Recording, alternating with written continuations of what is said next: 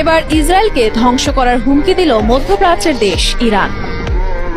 শুধু তাই নয়, ইরানের এক আঘাতেই ধ্বংস হয়ে যাবে ইহুদিবাদী দেশ ইসরায়েল, বলেছেন ইরানের প্রেসিডেন্ট সাইয়েদ ইব্রাহিম রাইসি।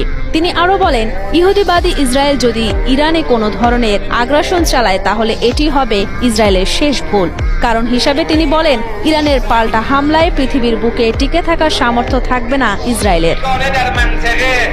সাম্প্রতিক সময়ে তেল আবিব একাধিকবার ইরানের পরমাণু স্থাপনার উপর হামলা চালানোর হুমকি দেয়। শুধু তাই নয়, আমেরিকার সাহায্য ছাড়াই ইরানে হামলা চালাতে পারে তেল আবিব, কথাও বলেন ইসরায়েলি এক কর্মকর্তা। এর জবাবে ইরানের প্রেসিডেন্ট রাইসি ইসরায়েলকে এই হুঁশিয়ারি উচ্চারণ করেছেন। ইহুদিবাদী সরকারের হুমকি একটি ব্যর্থ বাগাড়ম্বর, যা কেউ বিশ্বাস করে না।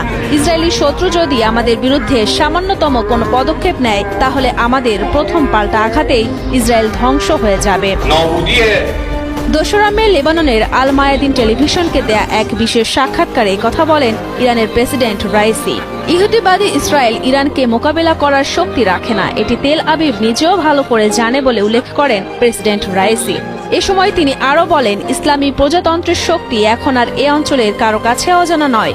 ইরানের বিরুদ্ধে ইহুদিবাদী সরকারের যে কোনো মূর্খ আচরণ হবে এটির শেষ পদক্ষেপ।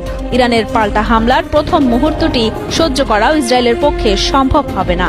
দশকের পর দশক ধরে চলে আসছে ইরান ইসরায়েলের শত্রুতা। প্রতিনিয়তই চলছে কথার লড়াই। প্রতিদ্বন্দ্বী এই দেশ দুটি একে অপরের সঙ্গে প্রক্সি যুদ্ধে লিপ্ত।